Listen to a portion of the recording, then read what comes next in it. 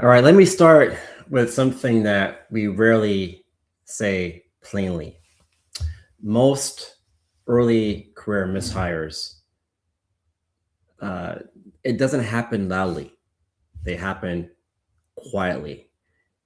Early career talent, they show up on time, they try hard, they don't cause problems, they appear productive, but for whatever reason, the work doesn't move. Decisions slow down, managers have to step in, teams have to compensate, and then weeks later, the cost surfaces. Not on a hiring dashboard, but in project execution, in delivery, and team morale. And it also starts to impact trust and relationships between hiring managers and HR. That hire didn't look like a mistake when you made it. And that's the problem. If you sit in HR or talent, here's the hardest part. You're expected to make fair, defensible decisions using signals that were never designed to show performance. And that's not fair. And here's the truth.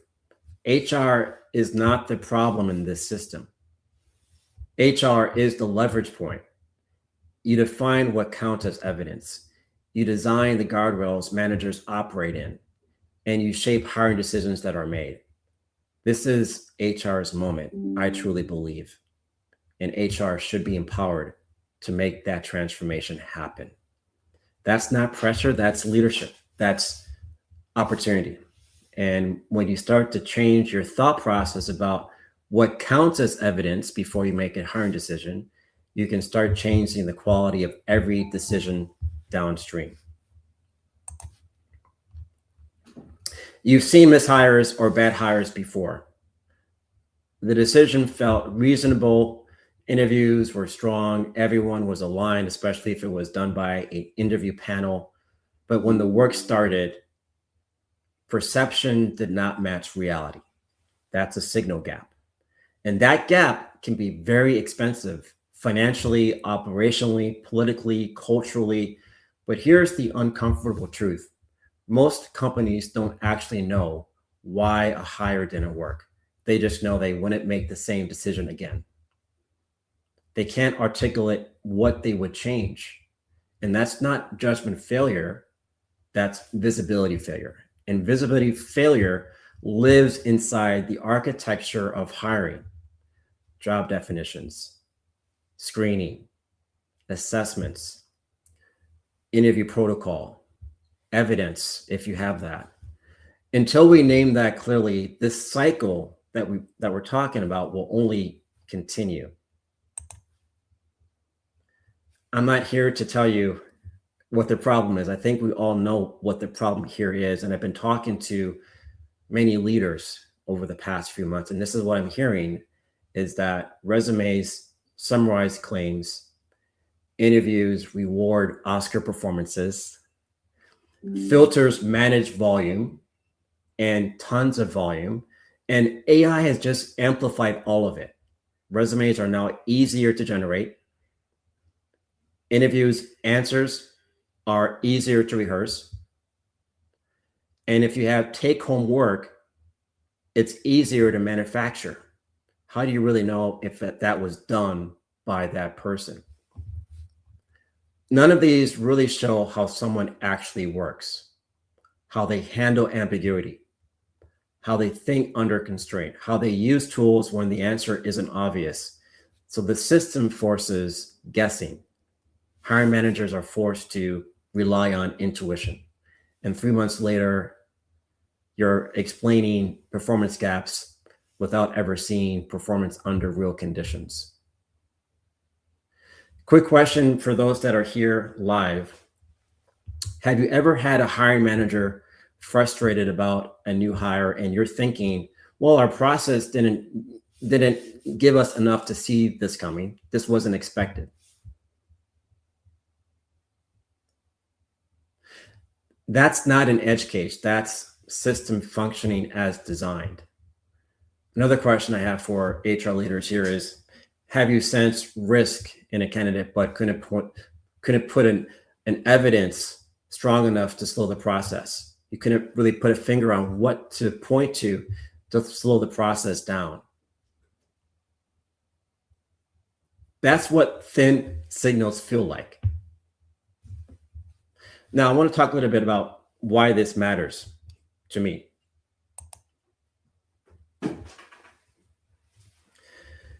I've spent my entire career working in tech, 20 years, where I've been responsible for teams where hiring decisions didn't get a second chance.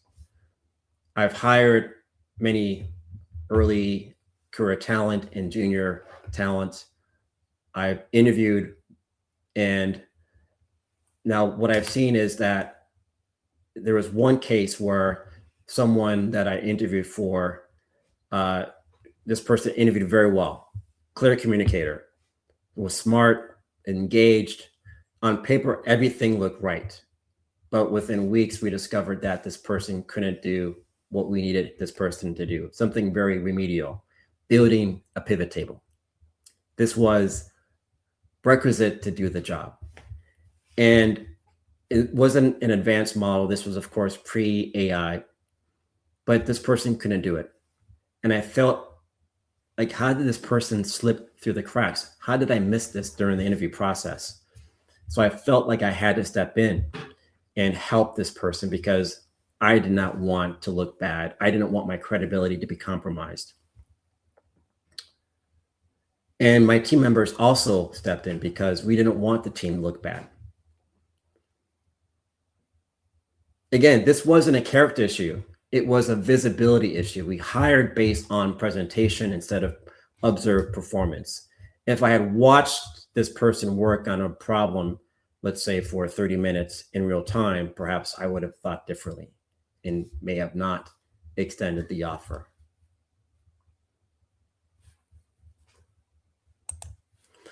Again, in my case, the hire didn't fail because we were careless. It failed because the system produced confidence without evidence.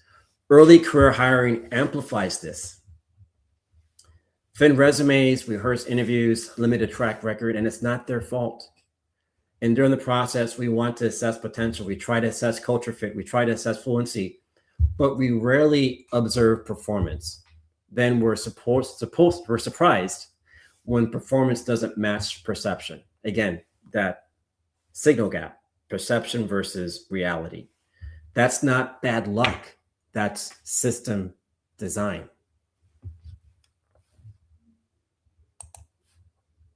And I want to talk about another problem. I call it the hidden gem problem. Most hiring systems are optimized to filter. Filtering reduces volume. It does not reveal capability. Think about the best contributor you've worked with. Maybe they weren't the flashiest, but they're the ones that always deliver. They are a high performer. Did they dazzle during the interview? Chances maybe they weren't the best interviewer. But once they got the job, they outshined everybody. They were a hidden gem. Right now, our systems reward polish. They elevate confidence. They screen for presentation. In doing so, they delay visibility. Question for you is, have you ever seen someone who didn't stand out at first become one of the most trusted performers on a team? That's delayed visibility. The question is whether HR can move that visibility earlier.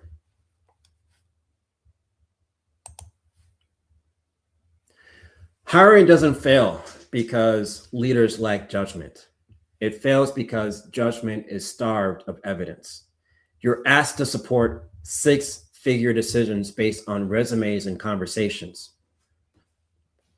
When outcomes don't match expectations, HR explains the gap.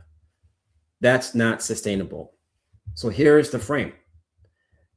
Every strong hiring decision requires what I believe to be three things. Define what success looks like in observable terms. Not competencies, not badges, not degrees, not templates, observable performance. And then have candidates complete that, what I like to call a job preview, which is role aligned under controlled conditions. And the third step is verify. Verify what happened using structured evidence with a rubric. And it's important that that verification be done ideally by a third party. And if it's not someone on the outside, have it done by someone who is not doing the interview so that bias does not come in. Define, do, verify. This is not about slowing hiring down. It's about raising decision quality so that you have decision grade evidence to make the right decision. Quick question. If you could see how candidates actually approach work before the hire, would your confidence decrease? This gap is solvable.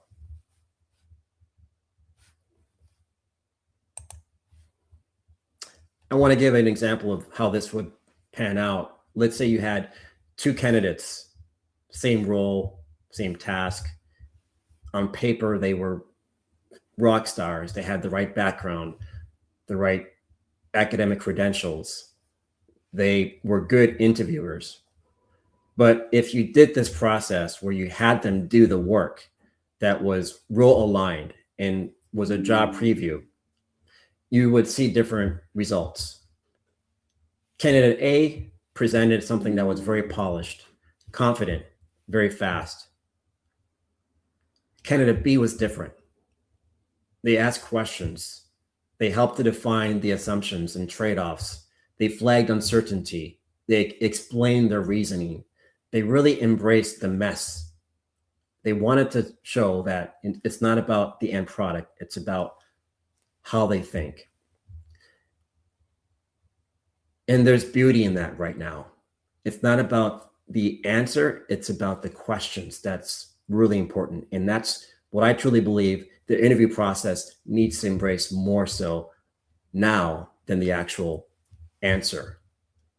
But through this process, the hiring manager would pick candidate B because he or she has clear visibility on how this person thinks, judgment, orchestration, critical thinking. And if you were to do this process, the hiring manager can have a conversation about why this person thought this way. And it changes the interview process beyond the traditional behavioral questions. You're having a real conversation about the work. And the candidate can also get a sense of whether or not this is right for me as well.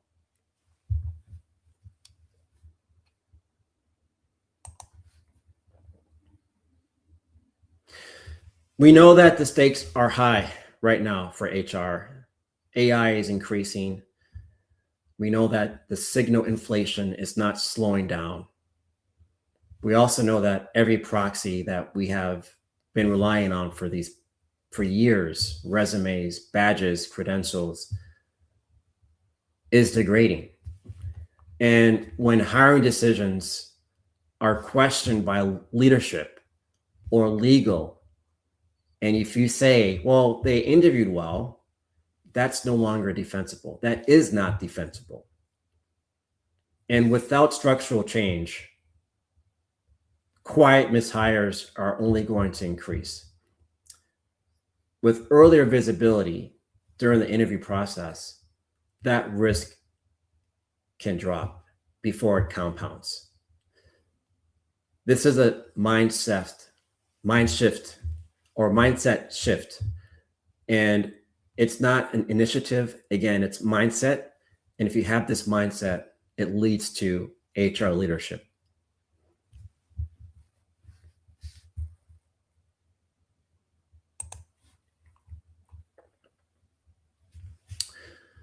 Before we talk about changing your entire process, which is not what I'm suggesting here, let's make this the first step or an entry point. The first step is not new technology.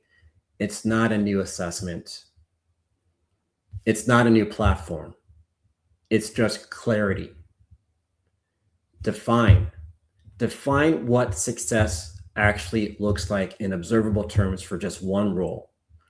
Not competencies, not job description bullets, just what is success in terms of output for the first, let's say, 3 months. What does that manager need to see? What does strong work look like? What decisions should that person be able to make? What tools should they use under constraint? What mistakes are acceptable? What are not? Right now, most hiring processes skip this step. They define qualifications, they define that job description, and we know that right now job descriptions are challenged. They may not be accurate because things are changing so fast. But if you can define performance, at least in that near term, you can minimize that risk. And when you don't do that, unfortunately, you're just going to compensate for what you're missing. And you're going to lean on intuition and gut and feeling. If you're willing, for those that are here, I'm offering a working session focused on just this first step.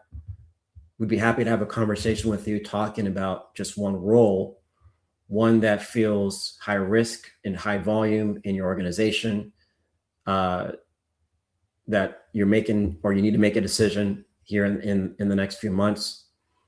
In just 30 minutes, we'll sit down and we'll talk about clarify what good actually looks like in observable terms.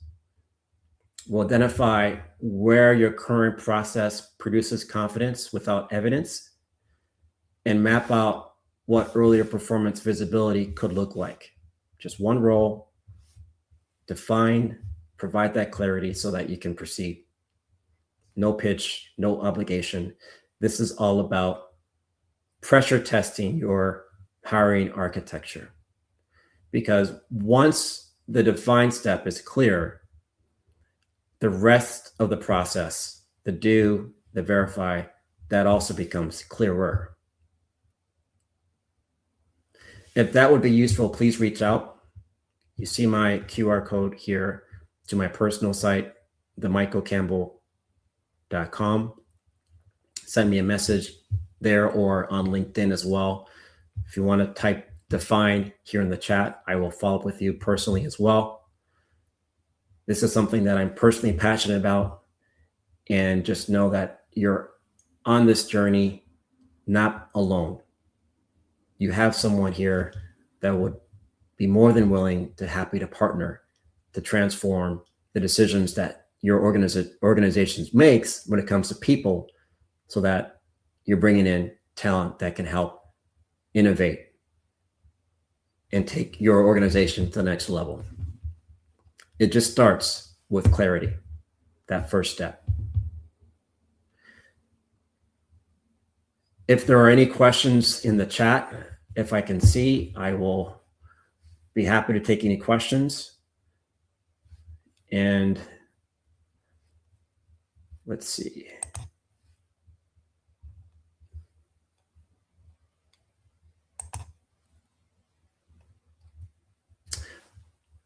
Any questions?